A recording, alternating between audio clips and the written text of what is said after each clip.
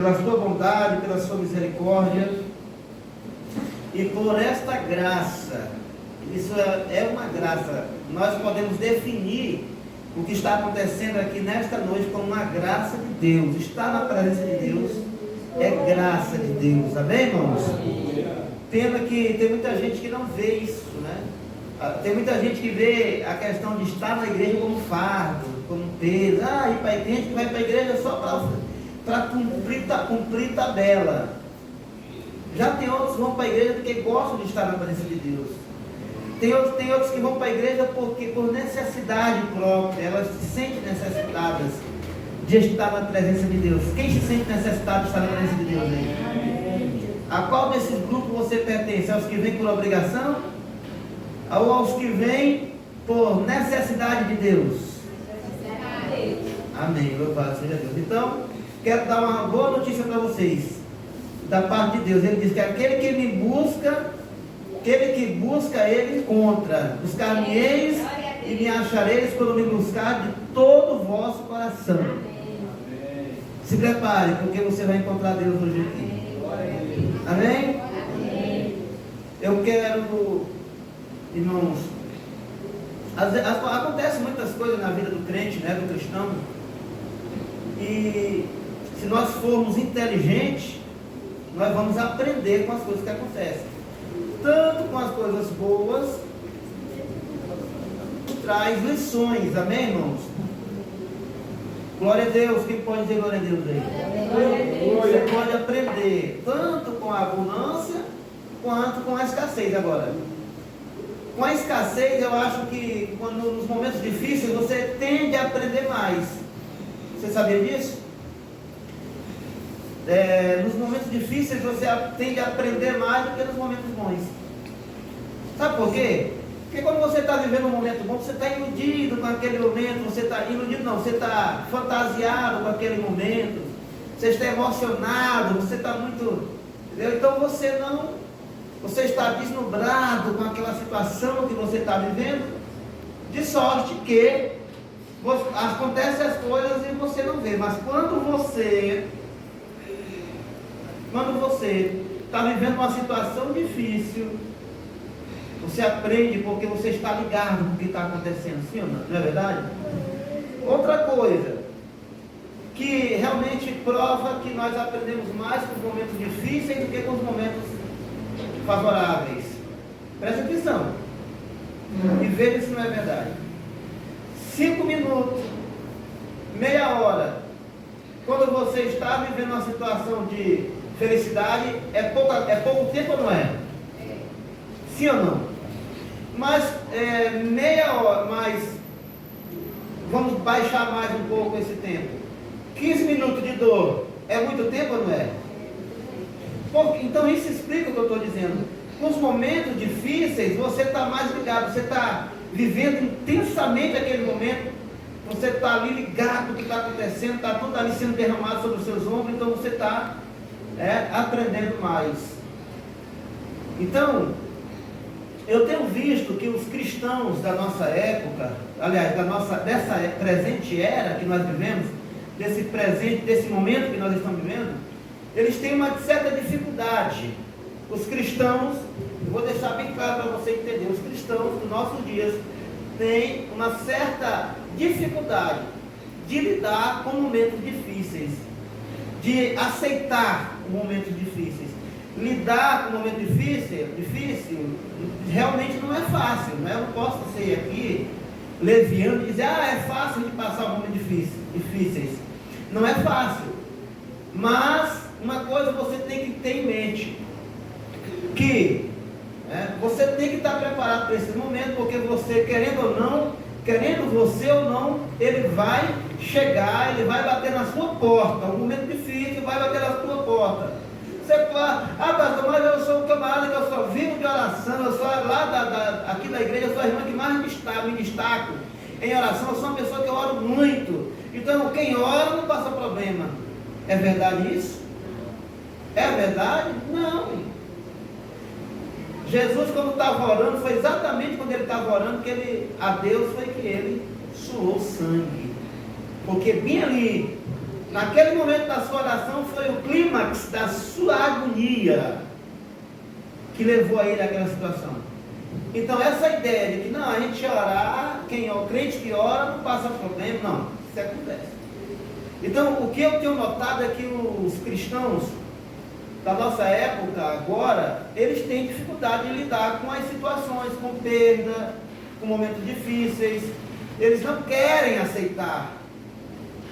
Eles não querem, porque muitos aprenderam, não, essas coisas não é para crente não. O crente não passa por isso, não passa por aquilo. Mas quando você foca a sua atenção na palavra de Deus, que é a nossa única regra de fé e doutrina, é a palavra, você descobre que não é bem assim. Não existe essa garantia bíblica. A Bíblia não lhe garante que você não estará em momento ou outro passando por determinadas situações. Eu digo sempre, quando eu prego sobre isso, eu digo sempre o seguinte, e vocês lembram disso, que aqui está o ímpio, aqui está o justo. Ambos, em algumas situações, tanto o ímpio como o justo, eles têm algo de incomum. Ou seja, algumas situações que acontecem na vida do ímpio, acontecem também na vida do cristão, e isso são situações que nós dizemos assim, existe algo de incomum. Quando você diz isso, você quer dizer que alguma coisa na pessoa se assemelha ao que tem em você também. Então, o que há de incomum no ímpio e no justo é que ambos passam por situações difíceis. Agora, a diferença aí é porque o servo de Deus, que está ligado com os céus, que tem experiência profunda com Deus, ele sabe que ele tem um ser que está ali cuidando dele e dando forças para que ele vença essa situação,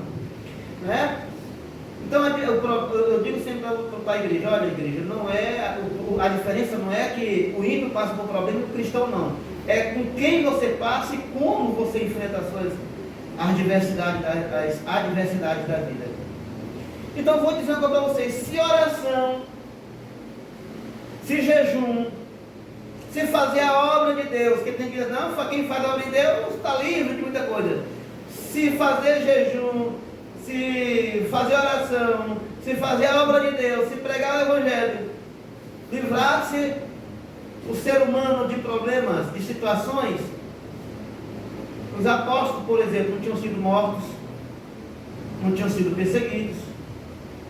Os apóstolos passados, servos de Deus, Paulo, que foi se existe alguém de oração na Bíblia, Paulo.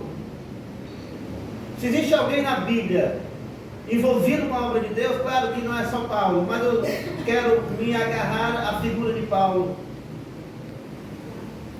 Paulo não deveria, se a regra é, você é cristão, você não tem problema, então alguma coisa estava de errado na vida de Paulo, porque Paulo foi, quando ele se senta, quando ele se levanta, na verdade, para falar da sua vida, do que ele passou, que ele foi perseguido, que ele foi aprisionado, que ele foi açoitado, e tal. Oh, gente, que negócio é esse? Tem uma coisa errada. E é claro que o erro não está na palavra, nem está na vida de Paulo, está naqueles que querem botar na sua cabeça de qualquer jeito, que pronto, sua vida agora é um mar de rosa. Esteja preparado para enfrentar problemas. Esteja preparado para enfrentar perdas. Eu estou falando isso, não é me isentando, não. Eu estou me colocando lá no foco da coisa. Isso serve para mim. Todos nós temos que estar preparados para os altos e baixos. Todos nós temos que estar preparados para os ganhos e para as perdas. Nem sempre você vai ter tudo que você quer. Isso é uma ilusão. Você é que tem que se preparar. fisicamente, emocionalmente, espiritualmente, para você enfrentar aquilo que virá sobre a sua vida. É o que Paulo está dizendo. Paulo diz: não digo isto como por necessidade. Olha o que ele vai dizer: porque já aprendi a contentar-me com o que tenho. Aprendi a contentar-me com o que tenho. Ou seja, eu já estou conformado com o que eu tenho. Se Deus me der mais, eu recebo. Isso também não quer dizer que se Deus quiser lhe dar mais, você não vai receber. Mas também, se não, você também não vai ficar doido. Porque eu não queria isso e Deus não me deu. Entendeu, queridos? Então veja o que Paulo está dizendo, que ele estava conformado com o que ele tinha. Não que Paulo não quisesse mais, se Deus desse para ele quisesse mais, mas porque o que ele quer chamar a nossa atenção é para a gente saber, para nós sabermos nos comportar nas situações, nas limitações. O que tiver de vir virá. Você vai ficar agora o que? Doido porque não veio? Vai perder a fé? Não, porque não é para crente, vai perder a fé agora? Se vier, que venha. Se não vier, é o que Sadraque, Mesaque e Abednego falou. Se Deus quiser nos dar vida, nos livrar da tua mão, quem é tu, ó rei, para vir desafiar o Deus que nós servimos? Se ele quiser, ele pode, ele tem todo o poder, ele manda em tu, ele manda em ti, ele manda no teu reino. O poder que tu tem foi o que te deu. Então, tu não é nada perante o Deus que nós servimos. Mas também, se ele não quiser que morramos, estamos preparados. É isso que Paulo está dizendo também. Aí ele vai dizer do que se trata. Ele vai ser mais específico, ele vai ser mais detalhista, ele vai ser mais convincente. Ele diz, no versículo 2: sei estar abatido e sei também estar em abundância. Está vendo aí o que eu disse agora? É o que ele está dizendo. Quando ele disse que ele estava satisfeito, não é que ele não queria mais, mas é o fato de dizer que se não vier, tudo bem, ele já está preparado, ele já está conformado. Glória a Deus. Em toda a maneira e em todas as coisas estou instruído tanto a ter fartura como a ter fome, tanto a ter abundância como a padecer necessidade. Que evangelho é esse? Que evangelho é esse? Que se você não tem tudo, você é amaldiçoado. Se você não tem tudo, você não tem Deus. Que evangelho é esse? É um evangelho estranho. Não é um evangelho genuíno. O evangelho do reino. O evangelho do reino não gira em torno de riqueza. O evangelho do reino não existe, não gira em torno de dinheiro, de bens materiais. Pelo contrário, ele diz que é para nós juntarmos tesouro no céu, aonde o ladrão não vai roubar de você, aonde a traça e a ferrugem não vai corroer. É lá. Mas aqui, veja que palavras fortes. Estou satisfeito, eu estou preparado para ter fome. Tem crente que quando as coisas não vão boas para ele já diz que não vai mais para a igreja, que ele não é mais crente. Não aprendeu nada. Ei, vai ler a Bíblia, vai estudar a palavra, vai aprender com Paulo. Como é que você tem que conduzir a tua vida? E você aí que está me ouvindo agora, você está preparado para a abundância? Está preparado ou não está? Está preparado também para a escassez? Está preparado para a barriga cheia, mas também está preparado para a fome? Se você não está preparado, então, meu irmão, o que você está fazendo da sua vida? O que você está fazendo da sua vida? Aleluia, louvado seja Deus. Lembra da expressão bíblica, lembra do conselho bíblico? Dai graças a Deus por tudo. Dai graças a Deus por tudo. feliz se você não aprender a se comportar diante das situações difíceis. A tua felicidade é ocasional, é interesseira. A tua felicidade não é substancial, ela é superficial, não substancial. Ela não é profunda. A tua felicidade está naquilo que tu tem. Tu nunca vai ser feliz, porque nem sempre tu vai ter tudo que tu quer. E vou dizer outra coisa também, que eu já estou cansado e estou cheio de estar ouvindo crente dizer que através da oração a gente tem tudo. Nem tudo você vai ter, porque quem sabe o que é melhor para ti é Ele, é Ele, é Ele. Às vezes tu está orando e pedindo uma coisa que não vai ser boa para ti. Outra coisa também, que eu quero deixar bem claro aqui pela palavra de Deus. Nem sempre Deus vai intervir. Nem sempre Ele vai intervir. Vai ter momento que Ele vai intervir e vai chegar e vai dizer assim, e vai ter momento que Ele vai dizer assim, as coisas têm que acontecer, eu não vou mexer nisso aí, tem que acontecer. E você tem que aceitar. Simples assim, você só tem que aceitar. Ou estou falando alguma bobagem aqui? Se Deus viesse a intervir em tudo, não ia ter mais morte. Sim ou não? É ou não é verdade? Se Deus intervém em tudo, porque a fome, porque as doenças, isso é uma prova de que as coisas têm que seguir o seu percurso. Mas eu não estou dizendo aqui que você não deve orar, eu não estou dizendo aqui que você não deve buscar a sua bênção, não é isso. Eu estou dizendo, eu estou preparando a tua mente para você estar preparado para a resposta de Deus. Se for sim, é sim. Se for não, e aí? Se ele disser para você que é não, você vai negar para ele que você, eu sou o que mais dizimo, eu sou o que mais me congrego, eu sou o que mais... Não é pelos teus méritos. A bênção de Deus não é comprada. A bênção de Deus é gratuita. Você não merece. Isso quer dizer que você não merece a bênção de Deus. Dá para entender isso, irmão? É porque tem muito crente que porque jejua, porque ora, ele acha que ele é melhor, porque os outros ele acha que Deus tem que estar preparado para dar tudo para ele, como aquele pai que não bota regra na vida dos filhos, que mima demais os filhos e estraga a vida do filho. Deus não age assim. Deus não age assim. Deus não vai lhe dar tudo que você quer. Ele vai lhe dar tudo que você precisa e não o que você quer. Às vezes você quer coisa que você não precisa.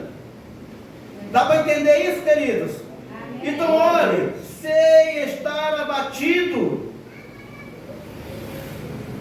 e sei também ter em abundância. Em toda maneira, e em todas as coisas, estou instruído tanto a ter fartura como a ter fome, tanto a ter abundância como a padecer necessidade. Sabe por que as pessoas hoje estão adoecendo? Os crentes, muito crente está adoecendo aqui, porque estão propagando na vida desses crentes coisas que Deus não aprova. Estão pregando, fazendo dos crentes uns crentes mimados, ao invés de ensinar os crentes que quem é Deus, e estão ensinando desses crentes que quem é eles. É Deus, não é eles que tem que servir a Deus, é Deus que tem que servir a eles. É Deus que tem que estar sempre dando para eles. Então, quando eles oram e a coisa não acontece dessa forma, aí eles caem em depressão, porque eles achavam que eles merecem, eles acham que eles merecem tudo. E não é assim. O que eu estou pregando aqui nessa noite pode ser até um evangelho que não agrada a todos, mas o que me importa é saber que é a verdade que eu estou passando para vocês nessa noite. Amém. E uma coisa interessante, irmão, no versículo 13, é um versículo que todos vocês conhecem, é um dos textos mais citados entre os cristãos, mais citado, até quem não é cristão se gosta desse texto. Posso todas as coisas naquele que me fortalece. Mas o problema é que ele só lê essa parte, ele não lê nada onde eu venho lendo para vocês. O que levou Paulo a dizer que ele pode todas as coisas naquele que ele fortalece? Aí a pessoa já quer usar esse texto fora do contexto para dizer que ele pode ser rico, que ele vai ter tudo, que vai ter, Deus vai fazer tudo para ele. Não é isso. Quando Paulo diz que ele pode todas as coisas naquele que ele fortalece, ele está dizendo o quê? Que ele pode passar por necessidade, ele pode passar por perdas, ele pode passar por fracasso, ele pode ter fome, ele pode ter necessidade, ele pode todas as coisas naquele que lhe fortalece, ele pode passar por tudo isso, mas ele vai estar seguro nas mãos daquele que lhe fortalece, que é Deus. Oh, aleluia, louvado seja o nome do Senhor. Oh, glória. Aleluia. Glória a Deus. Glória a Deus. Todavia, fizeste bem em tomar parte na minha aflição. Ora, Paulo está dizendo que ele vivia aflições, que ele tinha aflições. Mas crente não passa por aflição. Quem disse isso? Agora, tá aqui ressoando nos meus ouvidos uma parte que diz: no mundo tereis aflições. No mundo você vai ter aflição. Mas olha, tenha bom ânimo. Eu venci o mundo. Quando Jesus diz que ele venceu, quando é dito que ele venceu o mundo, ele está dizendo que através dele, Jesus, nós podemos vencer também. Amém. Mas não quer dizer que você não vai passar por problema, quer dizer que você pode vencer. Amém. Glória a Deus, aleluia. Essa é a verdadeira palavra.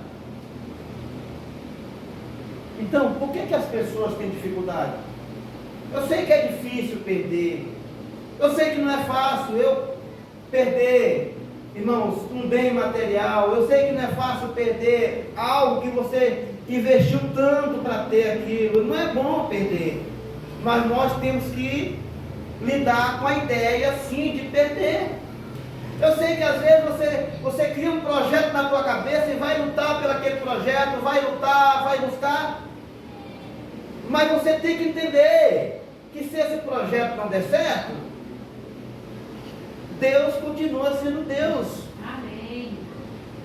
Ele, no momento certo, vai te dar a vitória. Amém. Mas no momento certo, não é no teu momento, não é na tua hora, não é tu quem determina: ó Senhor, eu quero tratar o dia minha bênção. Não é você, não é eu, é Ele. Amém. É Deus, é quem diz qual é o momento certo. E quando não chegar o momento certo, tu vai lutar, tu vai correr, tu vai se esforçar e não vai dar certo. Mas quando chegar o momento certo, às vezes você não está nem se movimentando tanto para ter, às vezes você não está nem lutando tanto para ter, quando pensa que não chega o negócio. Amém. Sim ou não? O provérbio diz que não é dos fortes, o troféu. Aleluia.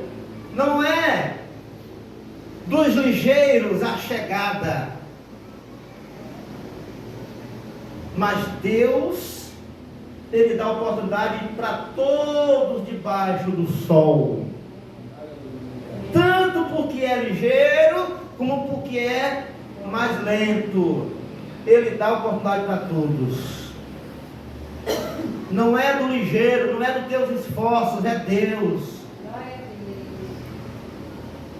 Ah, pastor, agora eu estou entendendo porque que eu lutei tanto por uma coisa e não deu certo, porque não era a vontade de Deus. Entendeu? Deus não queria te frustrar, Deus não queria te desanimar, Deus não queria te entristecer, Ele quis te dar um livramento e você não entendeu. O que eu faço, Pedro, tu não sabes agora, mas no futuro tu vais saber. Igreja, você hoje que está passando por problema, o que você está vivendo agora, talvez você não esteja entendendo, mas você vai entender que o melhor Deus quer para a tua vida. Amém. O melhor Deus quer para a tua vida. Então, toda vez que você for citar daqui para frente, posso todas as coisas naquele que me fortalece, se lembre que esse poder de todas as coisas é passar pelas lutas, é passar pelas aflições, é passar pelas perdas, pelas baixas. Não é só pelas altas não, é pelas baixas também. E aí nós não entendemos isso. Quando vem as perdas, aí a gente começa a murmurar, a gente não vai mais para a igreja, a gente não ora mais como a gente orava, a gente não jejua mais como a gente jejuava, você não faz mais a obra de Deus. Por quê? Porque você não estava se preparando para as perdas, as baixas. E isso é tão certo que o Paulo também vai dizer aqui, ó, para quem não... Às vezes você, não, mas isso é muito pouco, tem mais alguma coisa? Tem. O próprio Paulo vai dizer, aqui para mim e para você, no capítulo 8, capítulo 8 de Romanos, a partir do versículo. Cadê, meu Deus? Está aqui, ó. Versículo 35. Quem nos separará do amor de Deus, do amor de Cristo? A tribulação? Ou seja, quando ele diz isso, ele está dizendo que você vai ser atribulado. Ou a angústia, quando ele diz isso, ele está dizendo que você vai ser angustiado. Ou a perseguição, quando ele diz isso, ele está dizendo que você vai ser perseguido.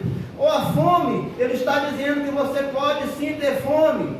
Ou a nudez, ou o perigo, ou a espada. Como está escrito, por amor de ti, somos entregues à morte todos os dias. Todos os dias nós somos entregues à morte. Todos os dias o maligno está procurando uma forma de estragar a nossa vida. Por amor, por causa que nós defendemos a verdade, porque nós defendemos a palavra, porque nós optamos por servir a Jesus, Ele tem ódio de nós. Ele quer nos tirar da face da terra, mas o Deus que nós servimos é maior. Como está escrito, por amor de ti, somos entregues à morte todo dia, fomos reputados como ovelhas para o matador. Essa é que é a verdadeira vida do cristão. Perseguição, levado aos tribunais, levado ao Coliseu. Essa é a verdadeira vida do cristão. Não é esse negócio, porque você vai se tornar um milionário, porque você vai se tornar, entendeu? Se você vai se tornar, não é para você ser perseguido, não é para você ser pobre, não, porque sabe que Deus tem que ser rico. Onde é que está isso? Jesus não veio pregar riqueza, Jesus veio pregar salvação. Amém. Aliás, volta atrás, Jesus veio pregar riqueza assim, só que não é a riqueza que eles estão dizendo aí não. Jesus veio pregar a maior riqueza, que é a salvação. Louvado seja Deus. Oh, aleluia. Mas todas estas coisas somos mais que vencedores. Quem é vencedor? Quem é vencedor? Cadê os vencedores? Cadê eles? Por aquele que nos amou. Olha o que ele está confirmando que eu falei agora há pouco. Nós passamos por tudo isso, mas com ele nós somos mais que vencedores. Amém. Glória a Deus.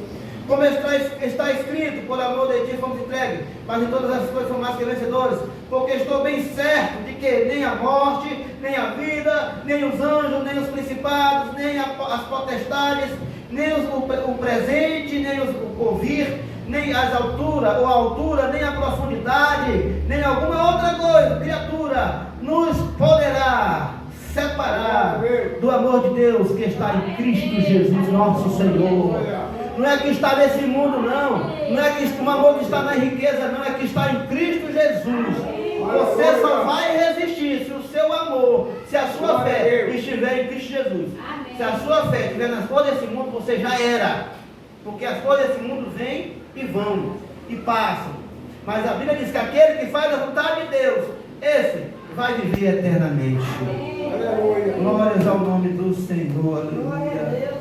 Então ele não queria pobreza para que ele lá na miséria não dissesse assim, mas é Deus que é o culpado, eu sirvo a Deus e o que ele me dá é isso. E ele também não queria riqueza para ele, quando ele se achasse no trono imaginário dele, na riqueza ele criasse um trono imaginário e entendesse na sua mente que ele não precisava mais de Deus, a ponto de dizer quem é Deus. Não tem muita gente cheia da grana que diz quem é Deus, não tem? Lembra de Faraó? Quem é este Deus? O cara estava sentado no trono e se achava Deus. Quem é esse Deus para que eu deixe o povo ir? Mas está na mesma linha, na mesma toada. do apóstolo Paulo, né? A gente vê aqui um homem expressando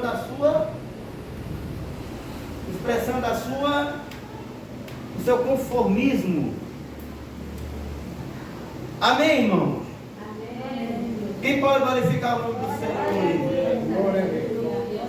Vamos encerrar essa mensagem lendo Filipenses capítulo 1, versículo 21. Vê se você encontra aí Filipenses. Eu já encontrei aqui. Você já encontrou aí?